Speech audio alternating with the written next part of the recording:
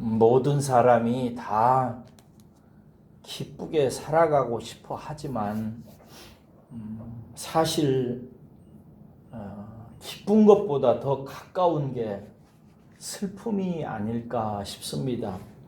시편 90편 10절에 보면은요, 우리의 연수가 70이요 강건하면 80이라도 그 연수의 자랑은 수고와 슬픔뿐이다 라고 노래하고 있습니다. 슬픔뿐이다는 언급은 강조의 표현이겠습니다마는 살아가면서 우리는 너무나 종종 슬픔을 경험하곤 합니다.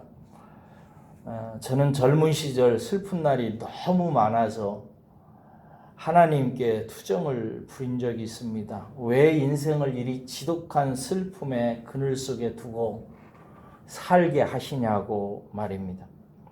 여러분은 슬픈 날, 그 슬픔의 시간을 어떻게 보내세요? 마음을 바꾸기 위해서 바깥으로 외출을 하십니까? 아니면 친한 지인을 찾으십니까? 아니면 슬픔을 이길 다른 소일거리를 찾으십니까? 그것도 아니면 우울한 마음으로 낙심하고 절망하며 지내십니까?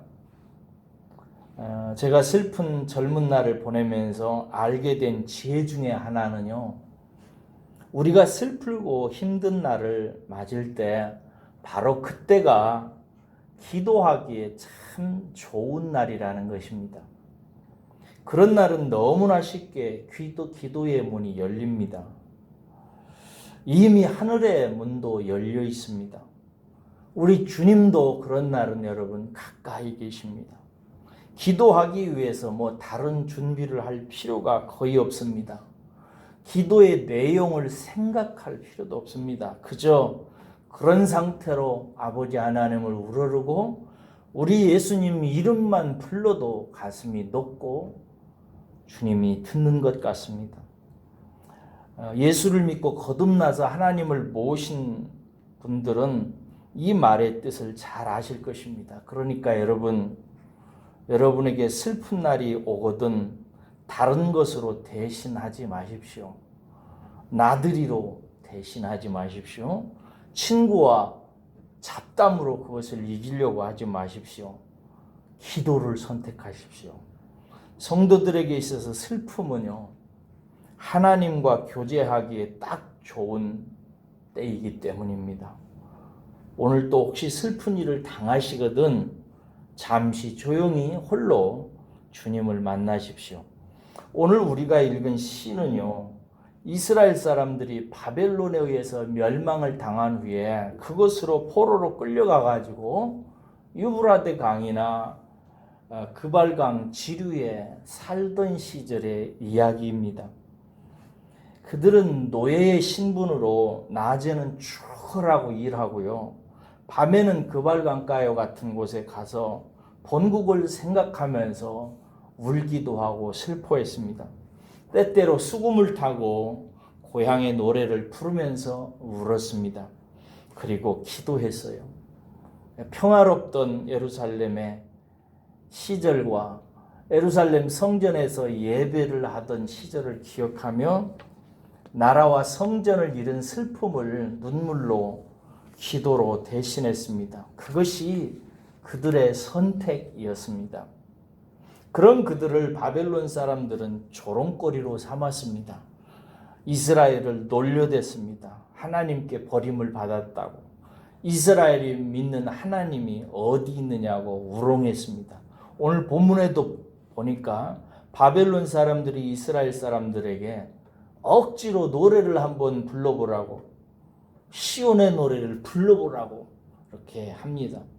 그 조롱을 받아 넘기기 어려워서 악기를 그 나뭇가지에 걸어놓고 고통스러웠는지 차라리 수금을 타는 재주가 없기를, 혀가 입 천장에 붙어버리기를 원했다고 이렇게 얘기하고 있습니다. 그럼에도 불구하고 역사적으로 보면 이 사람들은 기도를 멈추지 않았습니다. 이것이 이스라엘 사람들의 특징이었습니다. 다른 민족에게는 볼 수 없는 특징이었어요. 오늘날 성도들도 저는 마찬가지라고 생각합니다. 슬플 때, 마음의 그늘이 잔뜩 드리워졌을 때 기도하는 모습, 그리고 눈물로 찬송하는 모습, 이것이 믿는 자의 특징입니다. 이것이 슬픈 날에 성도의 믿음입니다. 믿음이 있는 자는 슬플 때 기도를 선택하는 것이 자유고 권리이기 때문에 그렇습니다. 슬픔이 많았던 젊은 날에 그래서 제가 배운 게 기도입니다. 그저 주님과 함께 슬픈 하루를 그렇게 보내곤 했습니다. 나중에 제가 안 일입니다만은 그 시절이 제가 축복받는 시절이었음을 나중에 알게 됐습니다. 하나님께서는 제가 슬플 때 저를 향해서 손짓을 하셨고 저는 그분과 은밀히 만났습니다. 그때 울고 기도했습니다. 그리고 울고 찬송했습니다. 지금 생각하면 참 그때 은혜 속에 살았습니다. 그때는 몰랐어요. 그리고 때가 되자 응답하셨습니다. 이스라엘 사람들에게도 마찬가지입니다. 하나님은 이스라엘의 눈물의 기도를 잊지 않았습니다. 때가 이르자 그들을 해방으로 인도하셨습니다. 그리고 그들은 알았습니다. 하나님께서 그날의 기도를 들으셨음을, 그리고 그 기도의 선택이 해방의 역사의 통로를 여는 것이었음을 알았죠.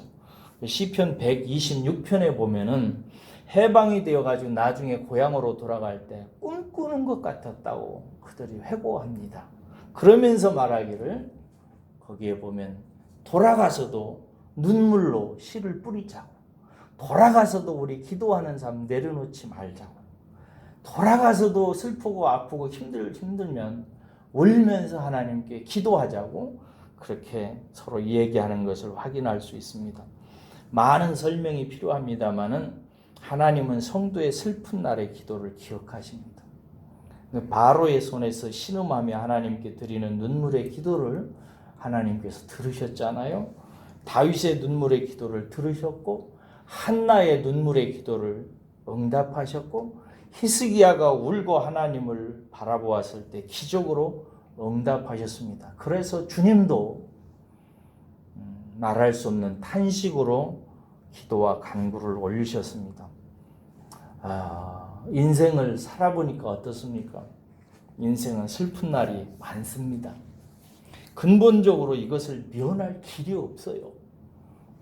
우리가 없앨 수 있는 방법도 없습니다. 다만 이 필연적인 슬픔을 어떻게 사용하느냐 하는 것은 우리가 결정할 수 있습니다. 그 가장 좋은 것은 기도를 선택하는 것입니다. 주님을 만나는 것입니다. 이때 주님은 가까이 계시기 때문입니다. 하늘이 활짝 열려 있기 때문이죠. 오늘 혹시, 내일 혹시, 앞으로도 혹시 슬픈 일을 당하거든, 낙심스러운 일을 당하거든 여러분들은 꼭 친구 만나서 해소하지 말고 나들이 하면서 그 귀중한 시간 버리지 마시고 기도를 선택하십시오. 하나님께서 들으실 것입니다. 기도하겠습니다.